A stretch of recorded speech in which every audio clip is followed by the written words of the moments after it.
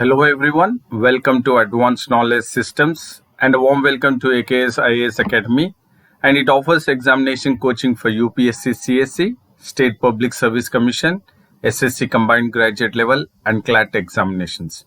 And about me, I'm Sandeep Bhushan Tumala, and I take up the analysis of the Hindu newspaper, that is of today's 10th of May 2021.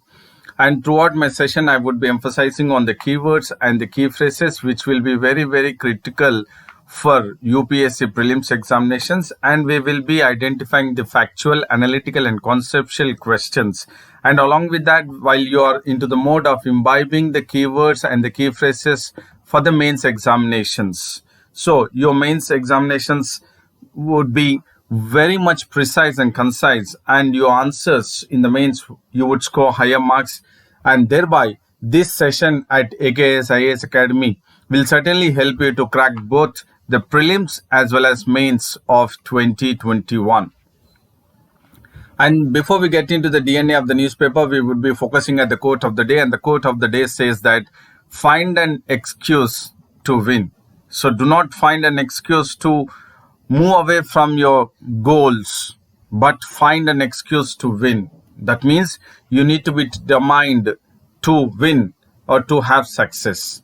And now we'll get into the DNA of the newspaper, and here we would be focusing at the FCRA amendments which have been taken up by the government of India last year, that is in the year 2021. So the key word here, what we would be focusing in regards to the amendments is to the FCRA, that is Foreign Contribution Regulation Act. So this is the key phrase which we will be focusing, is the Foreign Contribution Regulation Act, and the amendments which were done to the FCRA Act 2020, that the amendments were that the NGOs have to be compulsorily registering with the Ministry of Home Affairs, and the NGOs should open a bank account in Delhi so that they can receive the amount or the foreign funds from the foreign organizations. And this amendment, which was compulsory for NGOs to open an account in Delhi, that too with the SBI, has actually crippled. Now what has the amendments crippled is, it has crippled the work of many organizations who are now unable to receive the foreign funds, and these foreign funds which they would wish to actually go ahead with helping for the COVID-19 pandemic situation. So this is the one which we need to focus, that how the amendments to the Foreign Contribution Regulation Act 2020 has crippled the work from many organizations or the NGOs which they are unable to receive the foreign funds and then be an helping hand to the COVID-19 pandemic situation. And now the compulsory that the registered NGOs who can receive the foreign funds, that is they need to register with the Ministry of Home Affairs, and these NGOs can be registered and then further can receive the foreign contribution only for 5 purposes. So we will look at this. What are the 5 purposes that the registered NGO through the Foreign Contribution Regulation Act can receive the funds from the foreign organizations? Is they can receive it for 5 purposes, that is for social, educational, religious, economic and cultural purposes. So these are the 5 purposes wherein the Ministry of Home Affairs through the Foreign Contribution Regulation Act has asked the NGOs or the registered NGOs can receive the foreign contribution for social, I reiterate once again, educational, religious, economic and cultural purposes. So for the prelims perspective and for a better conceptual understanding, the registered NGOs through the Foreign Contribution Regulation Act can receive the foreign contribution or the funds for 5 purposes, that is social, educational, religious, economic and cultural. And the FCRA registration for the NGOs is mandatory to receive the foreign funds. And till now in India, there are 22,591 FCRA registered NGOs. But these registered NGOs, which the amendments done to the FCRA is now crippling the work of many organizations to receive the foreign funds to cope up with the COVID-19 pandemic situation. And this, the entire crippling of the organization to receive the funds to overcome the COVID-19 pandemic situation, and NGO has moved, or he has approached the Delhi High Court, and the NGO has approached the Delhi High Court and he has sought exemption. That is, the NGO organization has sought an exemption from the Union Home Ministries. That is, the Union Home Ministry has given a deadline that as per or as on March 31st, 2021, the NGOs have to be registered and they have to open an FCRA account, that is Foreign Contribution Regulation Act account, with the SBI branch at Delhi. So this is the main point raised by the NGO, which has moved to the Delhi High Court, that they would wish to seek exemptions, that the deadline which has been marked by the Union Home Ministry, that is of March 31st, to open an FCRA account by the NGOs, registered NGOs with the SBI branch at Delhi, has to be exempted. So the NGOs are now seeking the exemption of the Union Home Ministry's March 31st, 2021 deadline to open an FCRA account with the SBI branch in Delhi. And the NGO, that is a petitioner, is arguing that even though it has come forward to open an account with the SBI branch, which there is many administrative delays on the part of the bank and from the ministries. So the NGO has asked to, or it is seeking an exemption to open an account, that is of the deadline March 31st. Not only that, it is now arguing that even though it has come forward to open an account, there are various administrative delays from the bank, that is the SBI branch, and the Ministry of Home Affairs. And because of this delay, it has been severely restricted its activities which the NGOs have taken up in regards to the providing COVID-19 relief and paying the urgent salaries of the staff, and also it has affected the restrictions in regards to the charitable and educational activities. So these are the three areas which have been restricted because of the inflow of the foreign funds by the amendment of the FCRA Act 2021, and therefore it has, NGO says that it has crippled the activities which were in regards to the COVID-19 relief, salaries to the staff, and charitable and educational activities. So therefore they are seeking exemption and they have moved to the Delhi High Court that the deadline to open an FCRA account should be moved further, or they have to give further extension. And they also argue that there are various administrative delays. So the point here, what we need to focus from prelims perspective is, what are the 5 purposes wherein a registered NGO can receive the foreign contribution to the by the or through the FCRA Act. That is the 5 purposes we have seen: social, educational, religious, economic, and cultural. This is crucial for prelims perspective.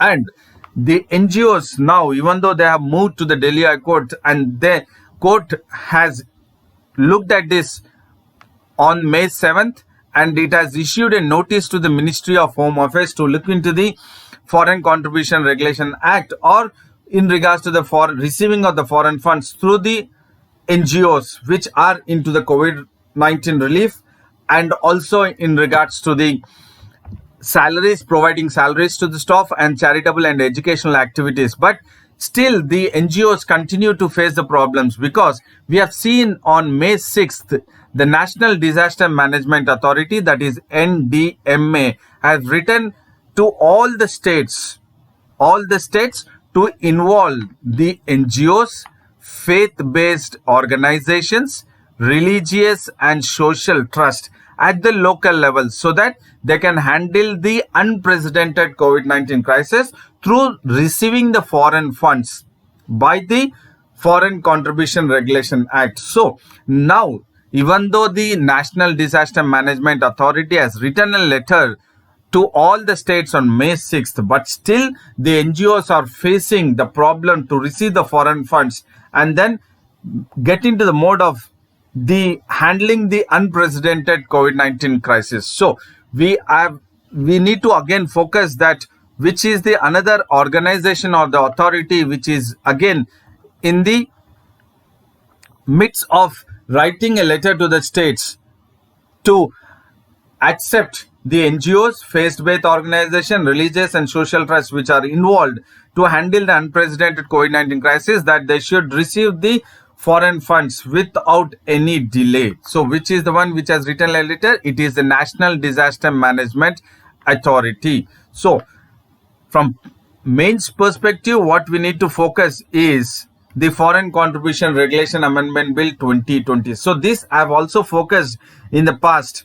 So you can also go through that and then look into what is the FCA and how it started and what is the reason and why the Ministry of Home Affairs and the Government of India has come up with the amendment, so that it wanted to focus that the amount which is getting into India should be only used for 5 purposes. That is only for social, educational, religious, economic and cultural, and that too there has to be a transparency in making sure that this amount that is the foreign funds which is received by the NGOs are used only for these 5 purposes and they are not used for any kind of terrorist activities, or the money should not be involved into the money laundering. So that is the reason why the government has come up with the amendments to the Foreign Contribution Regulation Act 2020. So for the prelims perspective we have discussed, and for the mains also you need to focus in regards to the FCRA Bill 2020, which is crucial for the civil services aspirants for the mains examination. And now we'll look at the another news which is in regards to the project of Great Nicobar plan, which has come up with the Niti Aayog. And in regards to the project which has come up with by the Niti Aayog in regards to the Great Nicobar plan, there are concerns in regards to the environmental impact and thereby the Environment Appraisal Committee. So this is a committee which is part of the Ministry of Environment, Forest and Climate Change. And this Environment Appraisal Committee has flagged a serious concern in regards to the Niti Aayog's ambition project in the or at the Great Nicobar Island. So which is the committee which has flagged a serious concern of the Niti Aayog's ambitious project for Great Nicobar Island is the Environment Appraisal Committee. And this has raised a concern in regards to the sustainable development in the Great Nicobar Island. But however, the committee has removed the first hurdle which has faced by the project, that is the Niti Aayog's ambitious project for the Great Nicobar Island. And in turn, the Environment Appraisal Committee has recommended for the grant of terms of reference. So this is a keyword which we need to focus, that now the Environment Appraisal Committee, which has flagged a serious concern in the recent past, that is in the month of March 2021 in regards to the Niti Aayog's ambitious project for Great Nicobar Island, has now removed the first hurdle of the project and it has recommended for the grant of terms of reference. So this is a keyword which now the committee has come up with, recommending the grant of terms of reference for environmental impact assessment studies. So this is a key phrase again which is crucial for mains perspective, that how there would be an EIA assessment or EIS studies, that is in regards to the environmental impact assessment studies taken up by the Environment Appraisal Committee in regards to the Niti Aayog's ambition project for Great Nicobar Island, which now has come up with recommending for the grant of terms of reference. So the keywords are here: terms of reference and environmental impact assessment and the Niti Aayog's ambitious project for Great Nicobar Island. So this is from environment, ecology and environment, and how it would impact the environmental impact assessments taken up by the studies by the Environment Appraisal Committee in regards to the Niti Aayog's ambitious project for Great Nicobar Island. And the committee has responded in regards to the 126 page of the report, that is in regards to the report is in regards to the holistic development of Great Nicobar Island. So this is a key phrase which you need to focus again from mains perspective, that the Niti Aayog's ambitious project of the Great Nicobar Island is holistic development. This is a key word. Holistic development is a key word which the Niti Aayog has come up in regards to the Great Nicobar Island project. And this is at the Andaman Nicobar Islands, but it is very much focused in particular specific to the Great Nicobar Islands. So here, if you focus, this is Andaman Islands till here, and then you have the Nicobar Islands. In the Andaman Islands, you have the North Andaman Islands, Middle Andaman and Lower Andaman. And you have the Port Blair, which is in the Lower Andaman. And you also have in the Little Andaman or Lower Andamans, you have the Sentinel Islands, wherein you will find the Sentinels, which they are having the settlements.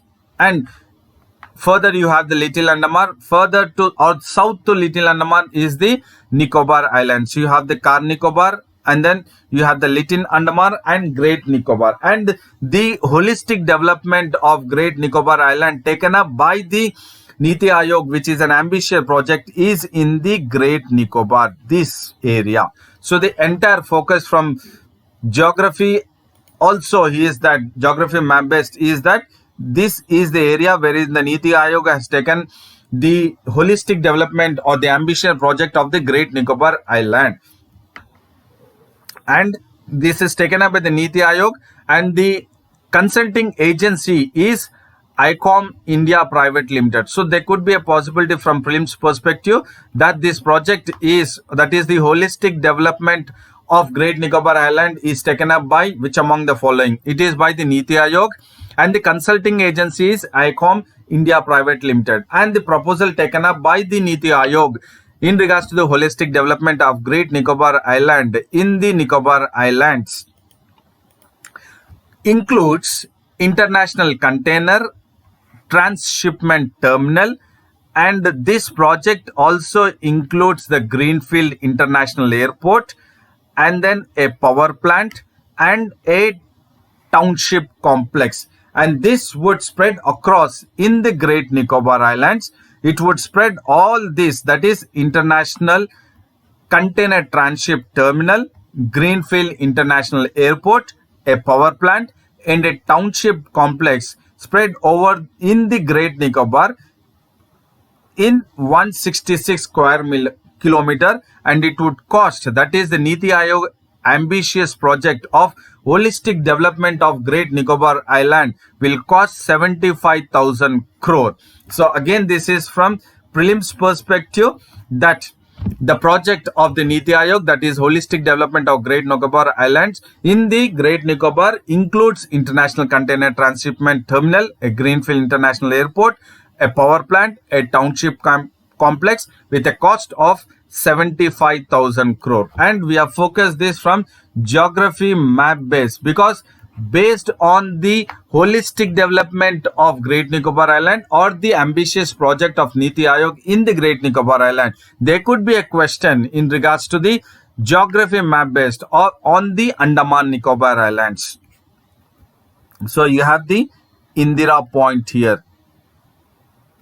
And the another point which we will be focusing is that the Environment Appraisal Committee has raised a serious concern we have discussed, and they have also raised various other issues. And one of the issue is in regards to the appraisal committee, that is Environment Appraisal Committee, which has raised is the Galathea Bay. So this is again the keyword which we need to focus from geography map base, that where is Galathea Bay. So if you look at here, this is the place in the Greater Nicobar,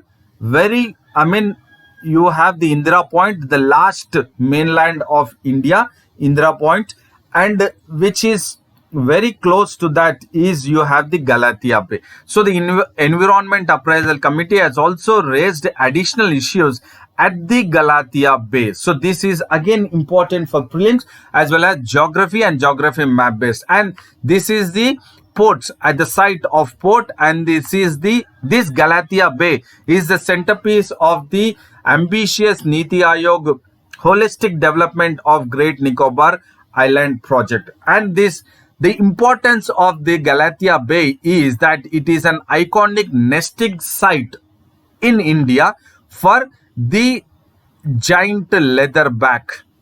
So this is the giant leatherback is the world's largest marine turtle. So this again is very crucial for prelims perspective, because Galathea Bay, which among the following statements are incorrect in regards to the Galathea Bay, which is the ambitious or the centerpiece of the Niti Aayog ambitious holistic development of the Great Nicobar Island. So the Galathea Bay is an iconic nesting site in India for the giant leatherback, which is the world's largest marine turtle or turtle. So this is the crucial information. And the giant leatherback, which is now termed as the world's largest marine turtle, is the survey which has been done over 3 decades by the island's forest department and research agencies like Andaman and Nicobar Environmental Team, Dakshin Foundation, and Indian Institute of Science. All these 3 have come together and they have gone ahead with a survey for 3 decades by the island's forest department and research agencies, and they have got into the action that the world's largest marine turtle is giant leatherback. So there could be another question for prelims perspective, that which among the following are the island's forest department and research agencies which have gone ahead with taking up the survey for 3 decades in the Galathea Bay in regards to the giant leatherback, which is the world's largest marine turtle. So the one which are part of it are, or the 3 are, Andaman and Nicobar Environmental Team, Dakshin Foundation, and Indian Institute of Science. This is very important. IISc Bangalore. IISc is in Bangalore. So the Indian Institute of Science along with Dakshin Foundation and Andaman and Nicobar Environmental Team have worked on the giant leatherback in the Galathea Bay. And if we focus again from geography map base, we have the Andaman and Nicobar Islands, Andaman and then Nicobar Islands here. If we focus this again, it is the Car Nicobar Islands you have Andaman Sea, Bay of Bengal, and then Little Andaman and the Great Nicobar. And now for focusing further in regards to the Great Nicobar, here we can see the Galathea Bay, and this is the Indira Point. And you can also have the another bay which is the Campbell Bay, which again for geography map based, there could be a possibility that which among the following are incorrect. So you have the Campbell Bay here, and south or close to the Indira Point is the Galathea Bay. And you have the Galathea River, so that the bay, the port here, that is why it is named as Galathea Bay, because of the river Galathea. And you have the Nicobari Sentilis, which you have the Mawa Shompins, which they settle in these areas, or the settlers also. Further to the Campbell Bay, you have the settlers. So these are the important for tribals or tribes, geography map based river. You have the Galathea River, which flows into the Bay of Bengal, and at the port, this bay is named on the river Galathea. And you have another Campbell River here, Shompins, which are hostile here, and there you have another river called as Amrit Kaur, Tulier, and then Dagmar, and then Alexandria. All these rivers which are part of the Great Nicobar Islands, which are crucial for geography map based for prelims perspective.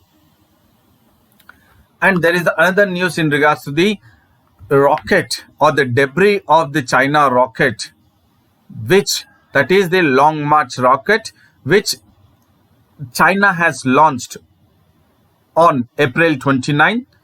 And we have seen that the debris of the China's Long March rocket has been, or it has fallen into the waters of the Indian Ocean, which is west of Maldives. It has fallen. So if you look at the debris of the Long March rocket has fallen in the Indian Ocean, that is west of Maldives, on May 9th, 2021. And this China's Long March rocket has been launched on April 29, 2021. And this Long March rocket was carrying the key component of the under construction space station. So it was the Long March. What was the Long March rocket carrying is the question mark. It was carrying the components, key components of the under construction space station. So we know that there is an international space station. So likewise of international space station, China is getting into the mode of constructing a space station, and therefore the Long March rocket of China was carrying the key component of the under construction space station. But because of the other reasons, the debris which was again coming back, the re-entry of the rocket is described by the astrophysicist that this was the fourth largest uncontrolled re-entry. So if you look at the rocket was having a re-entry into the back to the earth, but this was because it has crash land, and it was an uncontrolled re-entry in history. And the NASA has criticized the re-entry of the rocket, that is the National Aeronautics and Space Administration of US. It has criticized that China for failing to meet the responsible standards for the re-entry of the rocket. So please do understand here, the key word is the launching of the rocket, that is the Long March rocket, which has carried a key component of the under construction space station, but the keyword is re-entry of the rocket. Re-entry of the rocket. And what NASA has criticized China is it has failed to meet the responsible standards for the re-entry of the rocket. This is what was criticized by the National Aeronautics and Space Administration of US. And now we will focus at the rocket which has carried the key component of the under construction space station.